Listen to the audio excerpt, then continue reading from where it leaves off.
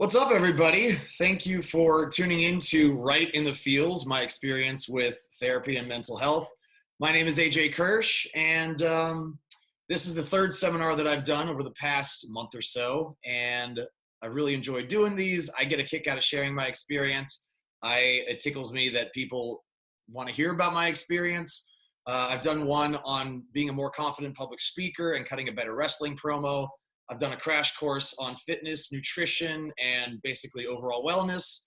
And this is a big part of overall wellness that I don't think enough people talk about. And it's one of the reasons why I wanted to talk about it. And it's my experience with therapy and mental health. And I still feel like there's this kind of stigma surrounding mental health and therapy. And it's like the kind of thing that you only pursue or talk about if like something's wrong. And I'm going to get into that stigma here in a little bit too, pretty early on, really. We've got three guest speakers here today, and I'm really excited for them to share their insight with you. And because it's one thing to just hear it from me, but I feel like getting a smattering of experience is far more helpful. And what I love about the guest speakers is that all of them are at different spots in their relationship with therapy. I've been going for almost 2 years. We have one guest speaker who's been going for over 4, one guest speaker who's been going for about 8 months, and one guest speaker who has been for 2 weeks. So they're just getting started. And so hearing those different perspectives and how their perspective on therapy and mental health changed and continues to change and will evolve, I think will just give this seminar some depth that I myself could not give by myself.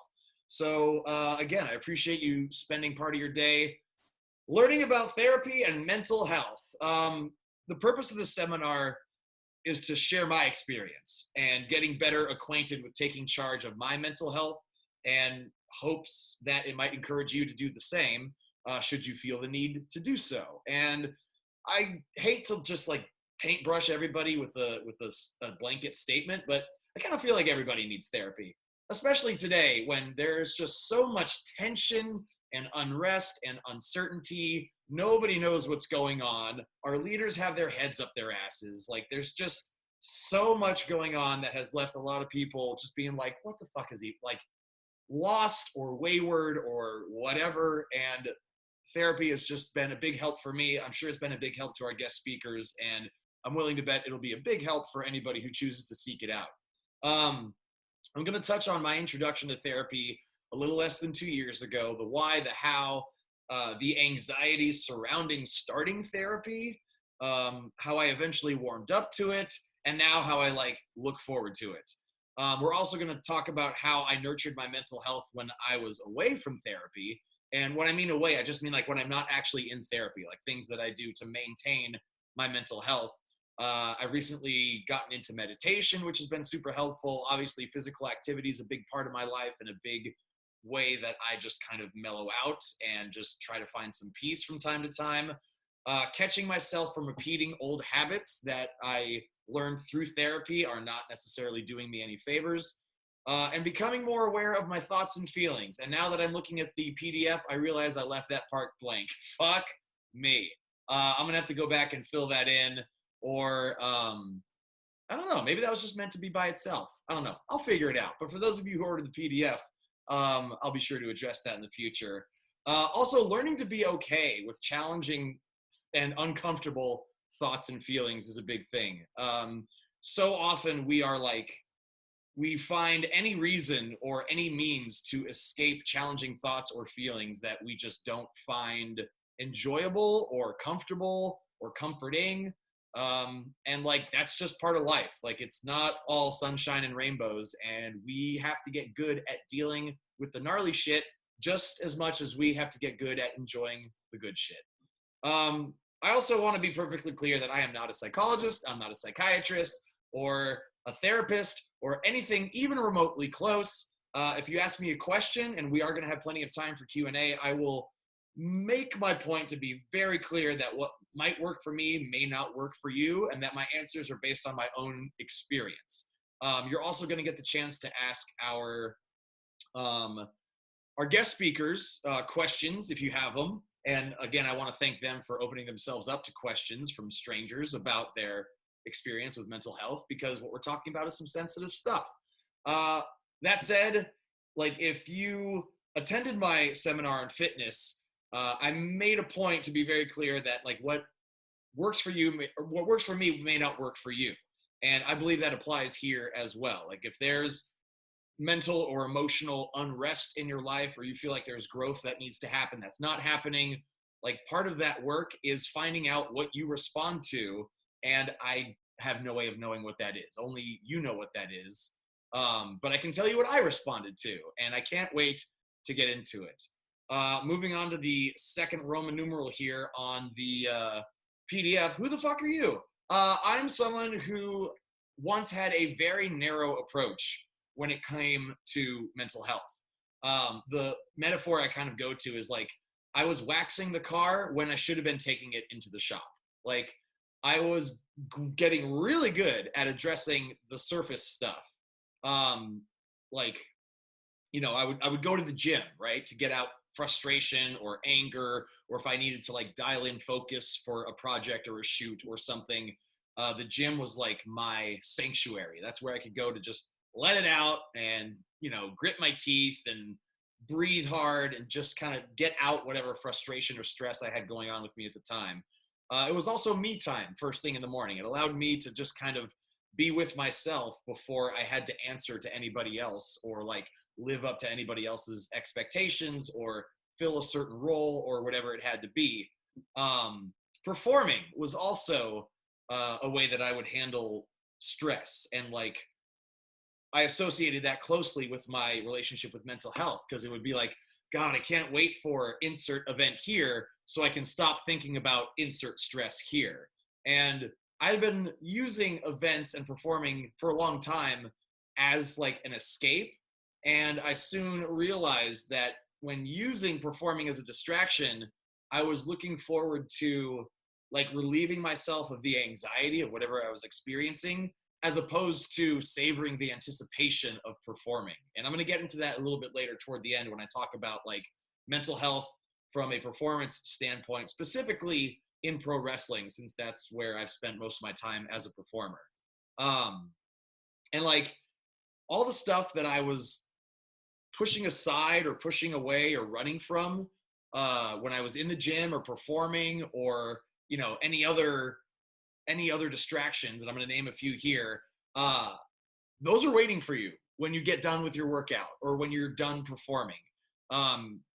Like every time I got back to my car after a show, I was like, I had a great time. I had a lot of fun. I was physically exhausted. The performer itch was scratched. Like I had so much fun.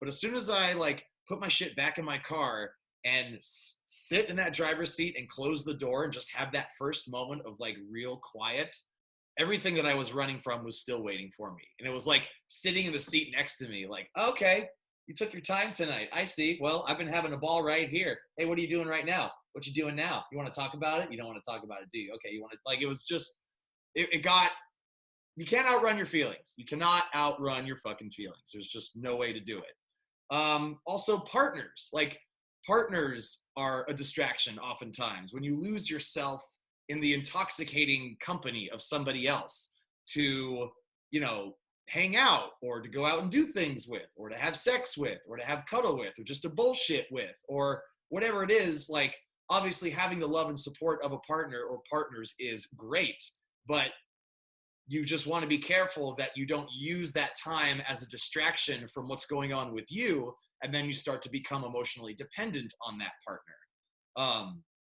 And like this was the case for multiple partners with me in my relationship past. Like I would oftentimes distance myself from whatever was going on in my head by wanting to spend more time with partners. And oftentimes I would just default to their judgment on a lot of things, which wasn't necessarily the smartest thing to do. And again, I'm going to get into that because one of my prior relationships was kind of the catalyst for me getting involved with therapy.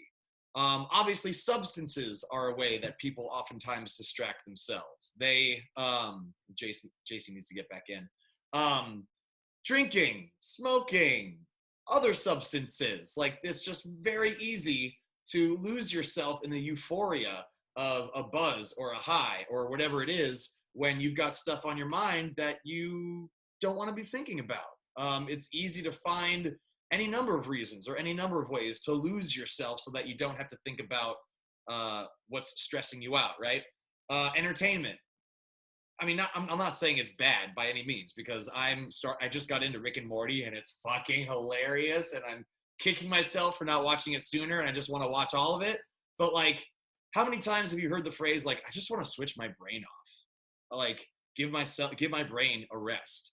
And really, like, if you're doing that just so you are keeping yourself from actually paying attention to like what's going on up there, taking a break every now and then is fine. But if that's like all you do, there's probably a lot of shit happening in here that you may not even be aware of, that just may manifest in this feeling of like unrest, and just like something's like kind of wrong, but I don't really know what it is, and I don't really know how to go about figuring it out. So Rick and Morty, yay. Video games, obviously, that's another easy just kind of escape. And again, I'm not saying these things are bad necessarily, because I still love video games. I only play Legend of Zelda nowadays, but I still love video games. But doing them all the time, treating them as a distraction from whatever's happening in your head, is ultimately harmful to your mental and emotional health. I also had a very misguided idea about what mental health was. I thought you only went to therapy if you went through some kind of trauma, or if you were like crazy, or like there was just something seriously wrong. Like, I thought therapy was like intensive care, but for your brain. Fuck me, how wrong I was. Life is trauma, right? Like, you're not going to go through life without shit happening to you. If you do, that means you're Joker and you're just living your life in a padded cell somewhere, laughing to yourself about jokes that nobody else is going to get. Life is trauma, and a lot of it we pick up along the way, we internalize it, and we make it part of our mental and emotional composition. So at this time, again, I sent everybody an email prior to the seminar. This is when I want you to open up that picture of that tweet that I sent you, which I thought just beautifully captures what therapy is. Somebody tweeted out, therapy is like someone gently walking through your brain and looking around like, huh,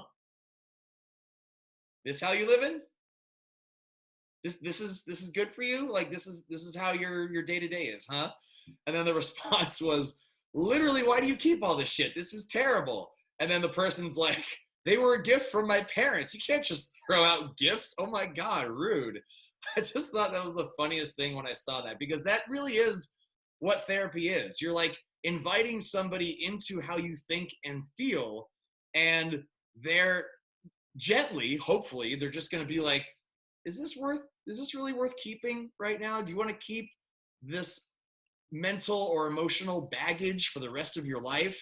And it gives you an opportunity to be honest with yourself and just kind of being like, no, you know what? I think I might be happier separating myself from this idea or this thing that I believed in at one time that, you know, either my parents told me or a friend told me or some fucking kid in grade school on the playground told me that you still remember to this day, or whatever it is. Like, it's a gentle inventory of your thoughts and feelings. And it really does give you a chance to like get rid of shit you don't need. But it also, you need to be honest with yourself and like kind of look at yourself and be like, I can't believe I hung on to this for so long. And there's no shame in that, because oftentimes people hang on to shit for their entire lives and they have no idea how to even access it, let alone get rid of it. So therapy has done that for me, and I'm sure it's done that for a lot of folks that are either here that have been to therapy, or the guest speakers that are going to be talking here in a little bit. And I'm like embarrassed to think about therapy that way at one point. And some of the other metaphors that I'll be visiting here is like, you don't see a doctor only if you think you're going to die. Like, you go to the doctor for, you know, checkups, routine screenings, blood tests, whatever. You don't go to the gym only if you're in terrible health. They're maintenance. The gym is maintenance. The doctor is maintenance, just like therapy is mental and emotional maintenance.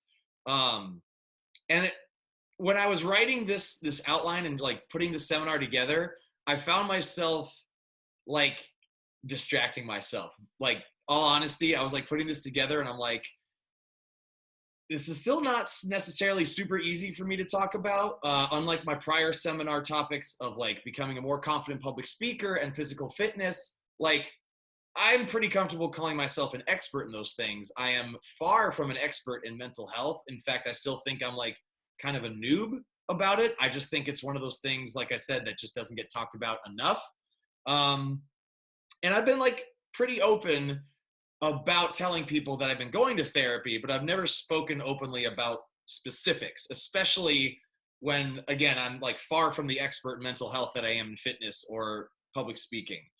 And we kind of live in a, not kind of, we definitely live in a society that conditions people to ignore or run from their feelings. Distracting oneself from their feelings is big fucking business. We're taught to like put on a smile, to do your job. We feel like we're getting into our, like if we get into our feelings, we're burdening people almost. Like we apologize when we cry. We're like, you know, if something takes over and you start crying, like, and there are people around, people look at you like, what the fuck is wrong with you? Like making you feel bad about crying. Fuck those people. We bottle it up. We have to bottle it up so often that we bury it to the point that we don't even know how to fucking act. Vince McMahon, perfect example. In a recent like WWE documentary about The Undertaker, Vince McMahon, who is this billionaire, brilliant businessman, has built a global empire in WWE, was asked one question about what The Undertaker means to him, both professionally and personally, and he immediately started to well up, and he ordered the camera to fucking shut off because he didn't want to cry on camera. For a man who appears to be that strong, that just blows me the fuck away. That a man so intimidating in every other sense of the word is so afraid of his feelings that he can't bring himself to cry when he gets that emotional. That just staggers my imagination. And so as I was putting this together, thank you, Danny. So as I was putting this together, I was like, I would write a paragraph and then I would distract myself on social media because I could feel myself getting into this territory that I'm like, you know, kind of hesitant to talk about, which is probably what explains that blank fucking bullet point like half a page earlier, which I am going to go back and fix and send everybody the PDF again because for some reason, I only see that shit when I'm actually doing the seminar and I'm like, that bothers me. So I'm going to go back and fix that, either delete it or put whatever I was supposed to put there. And one of the lessons I learned from therapy is that you have to step out of your comfort zone if you're going to grow. One of the phrases that I try to keep in mind throughout my entire life is nothing changes if nothing changes, and it's up to you to make it happen. Like you have to choose to be willing to be uncomfortable and to be willing to look at yourself and find some shit that you don't like, which for people who are already just buried under self-loathing, which is far more common than people think, that can be fucking hard. But you can't, like, you got to dig yourself out of that hole. It's not going to fucking happen by just you feeling shitty or sorry for yourself. So with all that in mind, now that I'm vulnerable as fuck, let's get into it. How and why I started therapy. So a little less than 2 years ago, I was in a toxic as fuck relationship. And I was so close to it that I did not even see it at the time, how terrible it was. My on again and off again partner that I was with was frustrated with me and the relationship to the point that she like pushed me to get therapy, like pretty aggressively. Not with the intention of like, she kept using the phrase fix me too, which really fucking bothered me. Like, and she didn't want to do it for the sake of my happiness. Like she did it for the sake of fixing me so that she would be happier in the relationship, because I think she got to know me to the point that she didn't like who I was. She didn't like how sensitive I was. She didn't like how I didn't show up, and how I said earlier, how I oftentimes just defaulted to whatever my partner wanted to do. I don't think I was a good enough partner at that time to like set boundaries and stand up for myself. And so with this partner, I was just like, yeah, fuck, whatever you want to do, I'm fine with. And that, as I learned, is anything but showing up for your partner. Like your partner wants you to have some fucking thoughts and opinions and actually like be your own person. But at the same time, she seemed pissed off all the time. So I was just kind of like, yeah, fuck, whatever you want to do, fine. Just don't be angry. Like, that's it. That's all I want right now. So because I was being pushed to go to therapy to be fixed, I viewed therapy as a symbol of my own inadequacy as a partner and as a person. And this is why I put this in fucking all capitals and bold in the PDF. Therapy is not a symbol of your inadequacy. It does not mean you are broken. It does not mean you need to be fixed, especially if that's coming from someone else. If that's coming from somebody else, that's fucking bullshit, and you need to reevaluate your relationship with that person.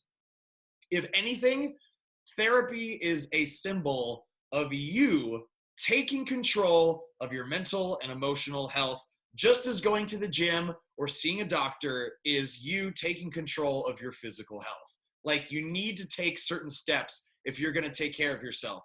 Physically, it's eating right, it's exercise, it's fucking going to the doctor, it's going to therapy. It's just part of your overall wellness, and it needs to fucking happen.